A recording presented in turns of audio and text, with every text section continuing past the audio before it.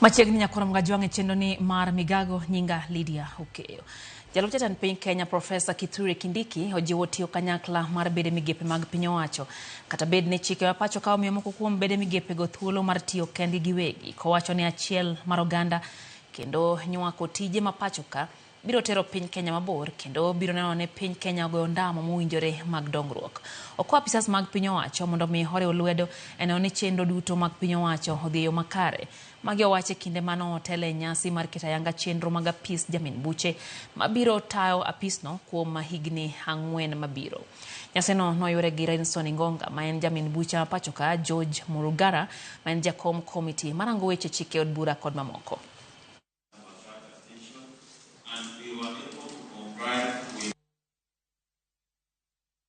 I am confident that if the ODPP faithfully and fully implements this strategic plan and secures the delivery of high-quality prosecution services to the citizens of Kenya in line with its people-centered approach to prosecution, then nothing will hinder this office from its aspirations. It is important that these institutions work collaboratively with other arms of government and other institutions, because no single institution can deliver without the support of each other. A prosecutor is a problem solver.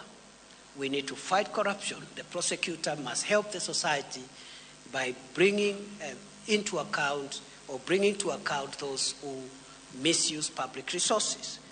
So the lawyer then, the prosecutor, is a problem solver and a productive participant in public life. The ODPP strategic plan identifies 7 strategies sought to be addressed, namely prosecution performance and quality assurance mechanisms, funding and resources, terms and conditions of service, human resource capacity development, interagency collaboration and cooperation, organizational effectiveness, infrastructure and work environment, and implementation of policies and guidelines.